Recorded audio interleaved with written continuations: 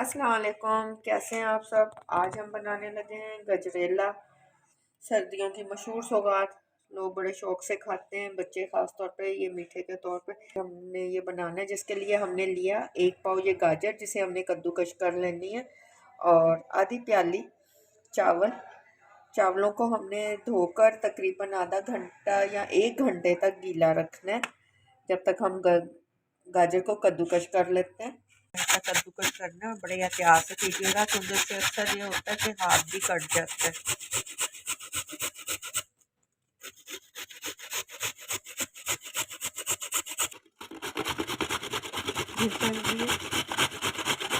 ये ज़्यादा बारीक है, ये कर लें। गाजरें हमने कद्दूकस कर ली हैं। अब हम इसे इस पतीले में डालते हैं।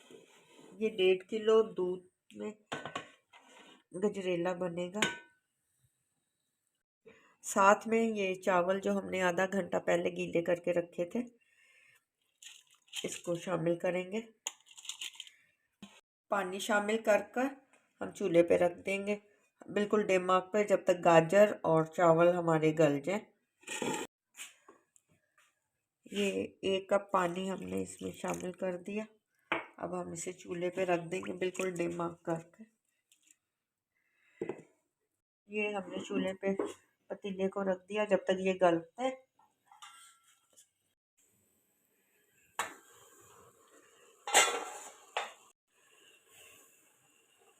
ये 10 मिनट हम इसे बिल्कुल हल्की फ्लेम कर उस पर रखेंगे, और ये दम में गाजर और ये चावल अच्छी तरह से हमारे नरम हो जाए।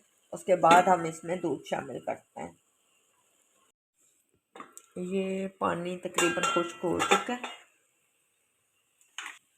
पानी ये तकरीबन खुश्क हो गया। अब इस टाइम पे हम इसमें शामिल करेंगे ये ज़रा सा नमक।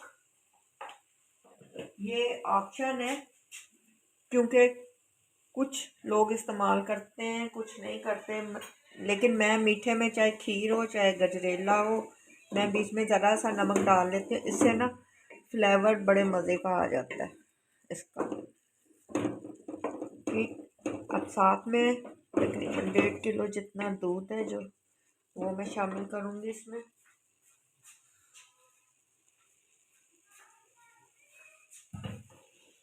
ये चावल और गाजर तकरीबन गल चुकी हैं। अब हमने इसमें 1.5 किलो जितना दूध शामिल किया।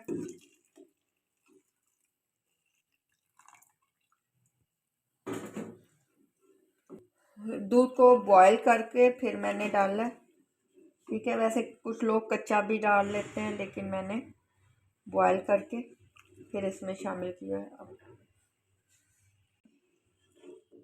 अब ये देखें, हमारे गाजर और ये चावल जो है बिल्कुल गले हुए।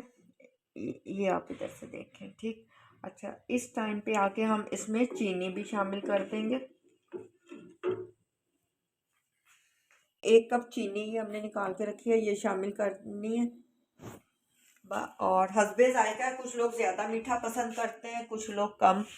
ठीक, ये हम इसमें चीनी शामिल करने लगे हैं। ठीक, चीनी शामिल करके इसको कुछ टाइम के लिए हिलाएं।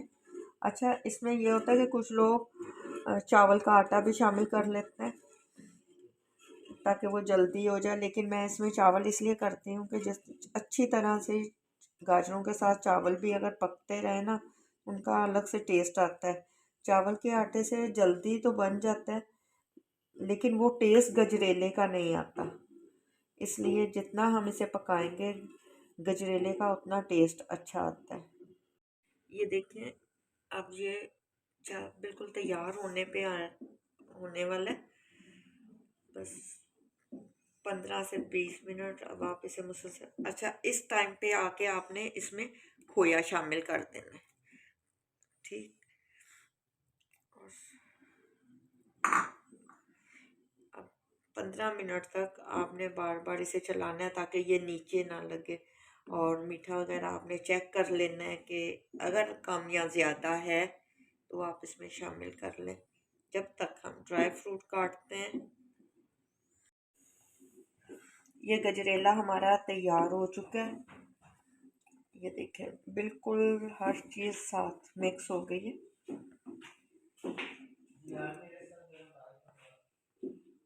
अब हम इसे करते हैं डिश आउट। ठंडा होने पे हम इसे डिश आउट करते हैं।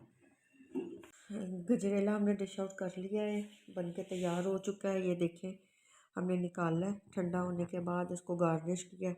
आप भी इसको ज़रूर ट्राई करें, बड़े मज़े का बनता है और ठंडा होकर जब पेश करें तो और मज़े का है और बनाना बहुत ही इजी है। अच्छा, इसमें एक चीज़ है कि मैंने पकते हुए ना बीच में कुछ लोग बादाम डालते हैं, किशमिश भी डालते हैं, सब कुछ।